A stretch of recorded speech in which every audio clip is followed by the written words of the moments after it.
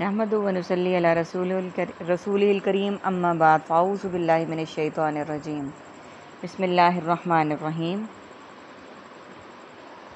Rabbi शरह ली सदरी व यस्सिर ली अमरी वहलुल उक़दतम मिन लिसानी यफ़क़हू क़ौली रब्बि ज़िदनी इल्मा रब्बि ज़िदनी इल्मा रब्बि ज़िदनी इल्मा अल्लाहुम्मा फ़क़्क़िहना फ़िद्दीन अल्लाहुम्मा फ़क़्क़िहना फ़िद्दीन अल्लाहुम्मा फ़क़्क़िहना फ़िद्दीन अऊज़ु बिल्लाहिस समीइल अलीम मिनश शैतानिर रजीम मिन हमज़ी व नफ़्ख़ी व नफ़सी।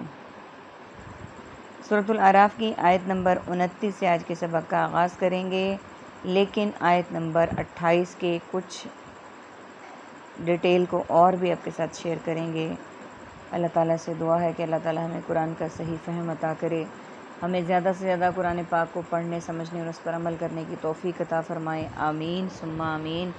कुल कह दीजिए, अमरा हुक्म दिया है, रब्बी मेरे रब ने, बिलक़िस्त इंसाफ का, वाक़ीमु और तुम सब सीधा रखो, वजूहकुम अपने चेहरे के रुख को, इंदा कुल्ली मस्जिदिन हर नमाज के वक्त, वदऊहु और तुम सब पुकारो इसे, मुखलिसीना सब खालिस करते हुए, लहू उसके लिए, दीना दीन को, कमा जैसा कि बदाकुम इसने इब्तदा की तुम्हारी, ताऊदूना तुम सब लौटोगे, फ़रीक़न एक फ़रीक़ को, हुदा हदा इसने हिदायत दी, व फ़रीक़न और एक फ़रीक़।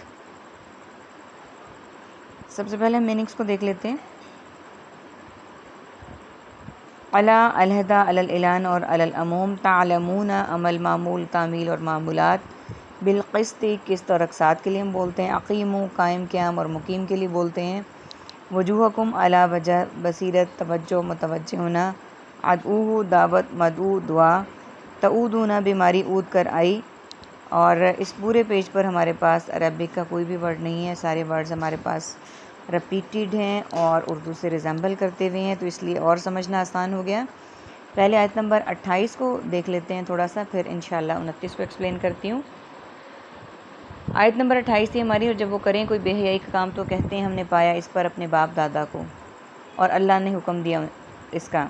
जनरल बात हमारी कल हो गई थी, लेकिन यहाँ पे जिस वाक़े का जिक्र हो रहा है वो ये है कि कुफ़ार खाना काबा का उस दौर में जब तवाफ़ करते तो नंगे होकर किया करते थे, लिबास नहीं पहनते थे, मर्द और औरतें इसी तरह से तवाफ़ करते थे, और इसको वो बेहयाई भी का काम भी नहीं समझते थे। वो कहते थे हमने अपने बाप दादा को इस पर पाया, इसलिए हम यही करेंगे।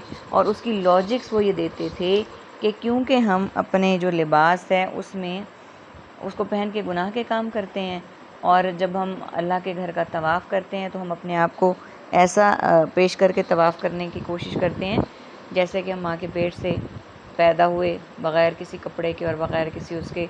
ये उनकी लॉजिक्स थी, और इस पे वो कहते थे कि हमने अपने बाप दादा को इस पे पाया, अल्लाह ने हुक्म दिया हमें इसका।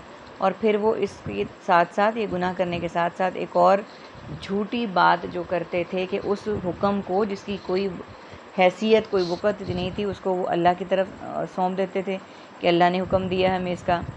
अब अल्लाह सुब्हानहू व तआला फरमा रहे हैं, कह दीजिए बेशक अल्लाह नहीं हुक्म देता बेहयाई का।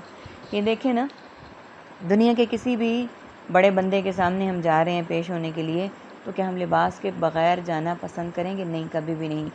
और वो ज़ात, वो बारी ताला, वो यकता, वो ज़ात जिसने हमें तख्लीक किया, उसके हुज़ूर जब हम पेश हो रहे हैं, उसके घर में जो दुनिया के तमाम घरों से मोतबर घर है, तो वहाँ पे हम क्या करेंगे?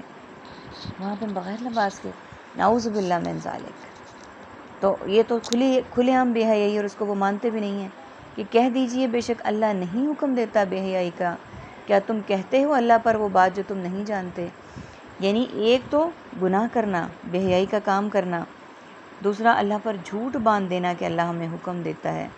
और आयत के अगले हिस्से में कहा जा रहा है कि तुम अल्लाह पर वो बात कहते हैं जो तुम नहीं जानते, यानी अल्लाह की तरफ वो उस बात को मंसूब कर देना जिसकी कोई अहमियत ही नहीं, जिसकी कोई वक़्त ही नहीं, और बात भी इंतहाई चीप लेवल की, गिरे हुए लेवल की, कि जब हम दुनिया की किसी शख्सियत के आगे इस तरह से नहीं जा सकते, तो रब के आगे हम कैसे इस तरह से पेश हो सकते हैं।